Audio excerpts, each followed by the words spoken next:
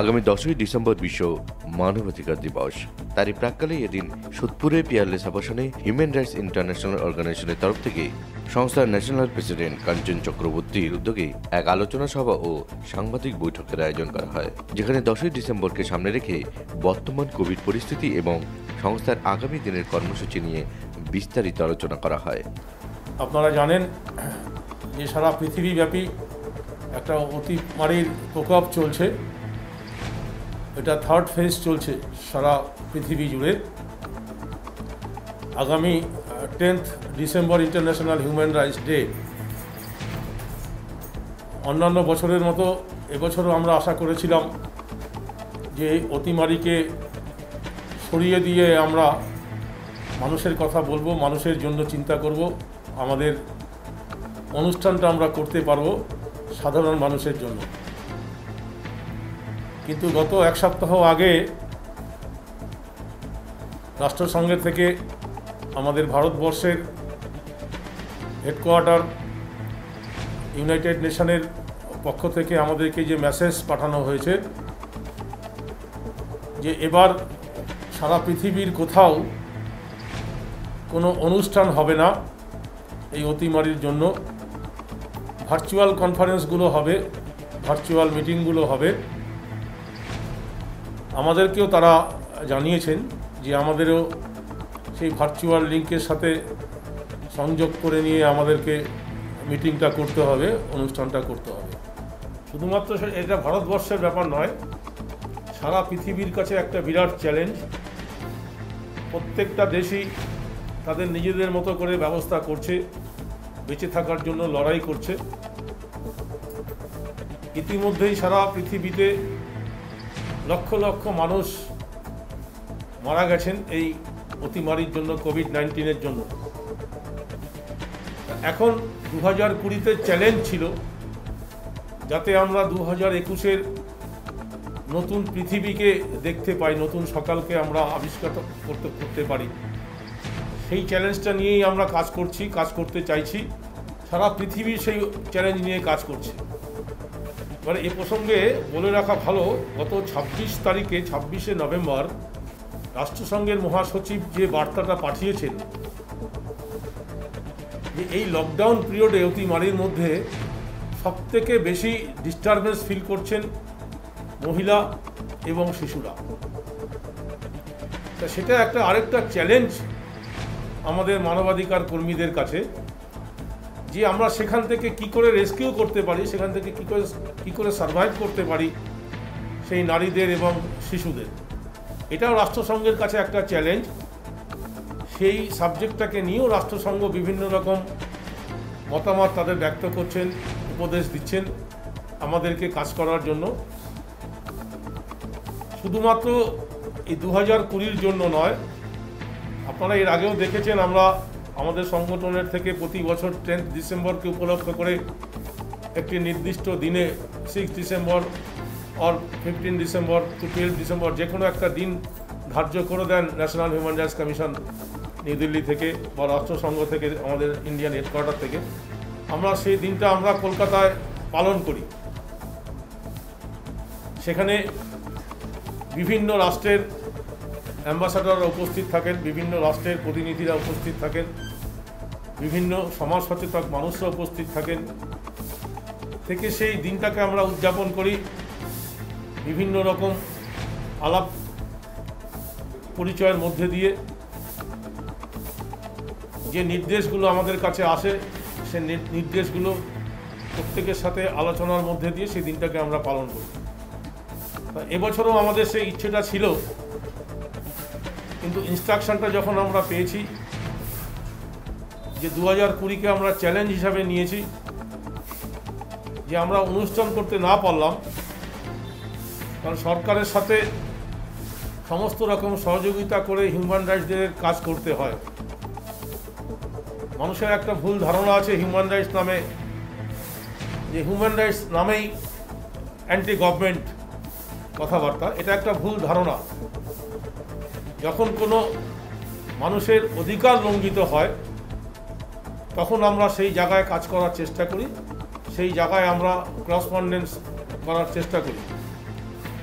সুতরাং সেই ভুল ধারণাটা থাকা উচিত নয় বলে আমি মনে করি।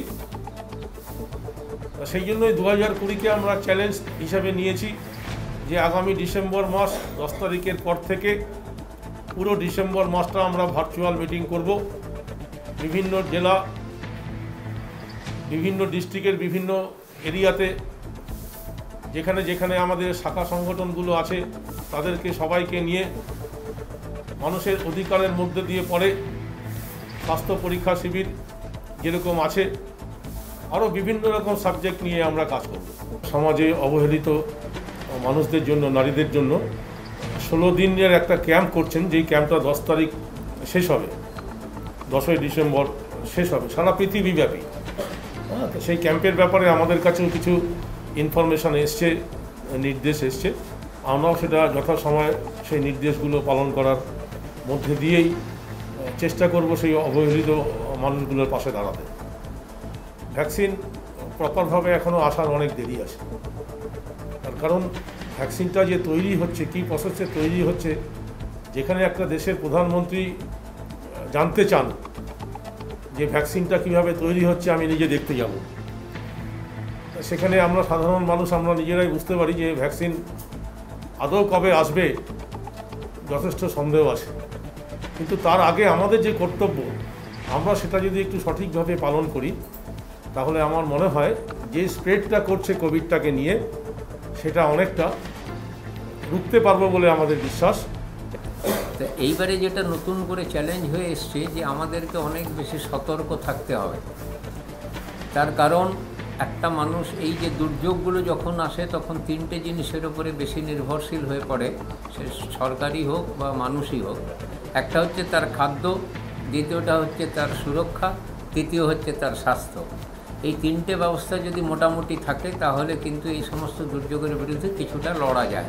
কিন্তু দুর্ভাগ্য এই 3টে পরিকাঠামো হয়তো ঠিকভাবে সারা পৃথিবীর বিভিন্ন জায়গায়, আমার দেশেও আমরা সেইটা করে উঠতে পারিনি বা আমরা ভাবতে পারিনি কোনোদিন এই ধরনের একটা ধাক্কা আসবে, যে ধাক্কাটা সামাল দিতে আমাদেরকে প্রচণ্ডভাবে কষ্ট পেতে হবে।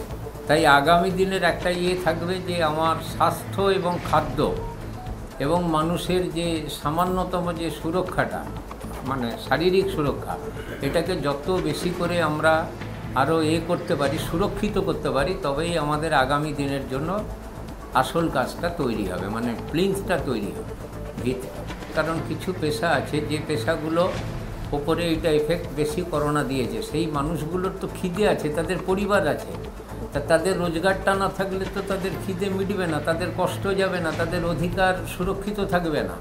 তাই এই পেশা থেকে অন্য পেশায় স্থানান্তরিত কী করে করা যায়, এবং প্রত্যেকটা মানুষকে খালি সরকার করে দেবে বা আমরা এটা সাবস্টিটিউট ডিমান্ড করব নয়, নট ডিমান্ড। আমাদেরকে কিন্তু হোল হার্টেডলি এগিয়ে গিয়ে আমি যতটুকুনি পারি, আমি আমার নিজস্ব ক্ষমতা দিয়ে চেষ্টা করব একজনকে যদি একটা জায়গা থেকে আরেকটা সুরক্ষিত জায়গায় নিয়ে আসতে পারি। ওই যে প্রত্যেকটা মানুষকে কিন্তু এটা ফিল করতে হবে। ওই শুধু কথা বলে কোনো সরকার বা কোনো এর পরিপ্রেক্ষিতে বসে থাকলে কিন্তু কাজ হবে না।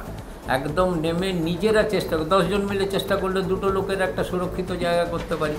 এইভাবে আমরা যদি গ্রুপ ওয়াইজ 1, 2, 3টে এই ধরনের মানুষগুলোর কোনো সহযোগিতা করে চেঞ্জ করতে পারি, তাহলে আমার মনে হয় অনেকগুলো আমরা এগোতে পারব।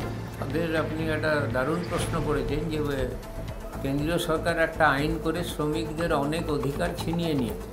তা যেহেতু আমরা মানব অধিকারের জন্য লড়াই করছি এবং এই সংগঠনটা মানব অধিকারকে প্রতিষ্ঠিত করার জন্য সমস্ত রাজনীতির ঊর্ধ্বে থেকে এই যে শ্রমিক বিরোধী যে একটা আইন তৈরি হয়েছে শ্রমিককে গলা টিপে মারার, তার বিরুদ্ধে কিন্তু প্রত্যেকটা মানুষকে সোচ্চার হতে হবে। এবং বিভিন্ন আন্দোলনের মধ্য দিয়ে, আন্দোলন মানে আমি ওই রাস্তায় নেমে গাড়ি বন্ধ করা, ভাঙচুর বলছি না, মানুষ যদি স্বতঃস্ফূর্তভাবে চায় যে আমি এই পরিবর্তনটা চাই, আমার এই অ্যামেন্ডমেন্ট চাই, তাহলে কিন্তু একটা জায়গায় যেই সরকারে ক্ষমতায় থাকুক না কেন মানুষের চাপের কাছে তাকে নথি স্বীকার করতেই হবে।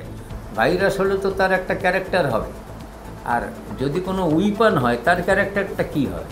তাই এখন যেটা দাঁড়িয়েছে, এই থার্ড ফেসে এসেও আমরা একটা জিনিস দেখলাম যে আমাদের সেই পুরনো একটা কথা ছিল স্ট্রাগল ফর এক্সিস্টেন্স। সাধারণ মানুষ লড়াই করতে করতে বা যে কোনো প্রাণী পৃথিবীর সৃষ্টি থেকে স্ট্রাগল ফর এক্সিস্টেন্স, এই কোভিডের মধ্যে সাধারণ মানুষ স্ট্রাগল করতে করতে কিন্তু নিজেদের মধ্যে একটা অ্যান্টিবডি তৈরি হয়ে গেছে, এবং এই অ্যান্টিবডিটা তৈরি হওয়ার ফলে এটাই কোভিডের সবচাইতে বড় প্রোটেকশন হয়ে যাচ্ছে সাধারণ মানুষের জন্য।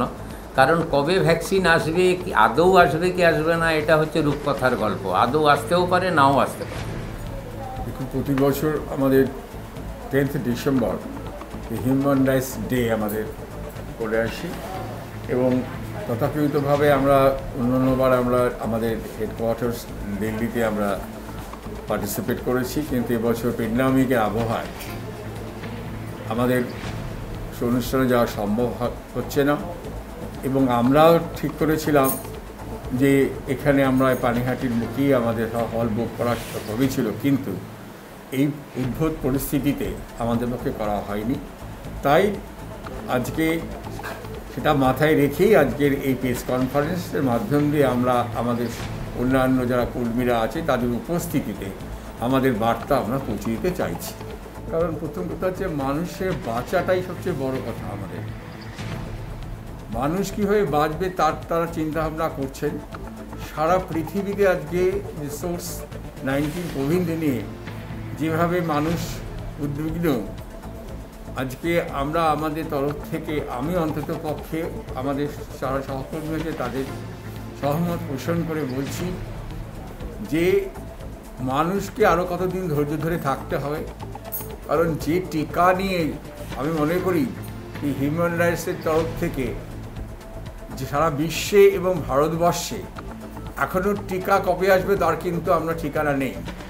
এই টিকা নিয়ে এখনও কিন্তু একটা নানা রকমের বার্তা আসছে। কারণ একবার ইংল্যান্ড বলছে তারা বার করে ফেলছেন, আমেরিকা বলছেন বার করছেন, ভারতবর্ষ বলছে বার করছেন। আমার তো মনে হয় এটা একটা ব্যবসায়িক জায়গা নিয়ে চলছে, এবং রাজনীতির উপরে রাজনীতি চলছে। মানুষের কথা চিন্তাটা মনে হয় খুবই কম করছেন। তার মধ্যেও ভালো মানুষ সবাই আছেন, ভারতবর্ষের বুকেও যারা বিজ্ঞানীরা আছেন তারা বলছেন যে আমরা ট্রায়াল আমাদের চলছে এবং আমরা প্রস্তুত আছি, শীঘ্রই আমরা আসবে। যতক্ষণ না আসবে আমরা বিশ্বাস করতে পারছি না। কারণ এই অতিমারি এবং করোনা এটা কিন্তু একটা ভয়াবহ রোগ, যেটা বিজ্ঞানীরা বলছেন বারে বারে মিউটেশন চেঞ্জ হচ্ছে, মানুষ এখনও সংক্রামিত হচ্ছেন, মানুষ মারা যাচ্ছেন। সুতরাং আমাদের এই অবস্থাতে আমাদের আশা করতে হবে, ভরসা করতে হবে বিজ্ঞানীদের উপরেই। তবে অতীতেও দেখা গেছে যখন অন্যান্য এই ধরনের যখন অতিমারি হয়েছে তাদেরও কিন্তু টিকা প্রতি সময় লেগেছে, কিন্তু এখন যুগ এগিয়ে গেছে, বিজ্ঞান এগিয়ে গেছে অনেক বেশি। তাই আমরা আশা করি যে আগামী বছর 2021-এর মধ্যেই কারণ সময় নিচ্ছি আমরা এই কারণে, তার মধ্যেই আমরা আশা করি আমরা এই সাফল্য লাভ করব।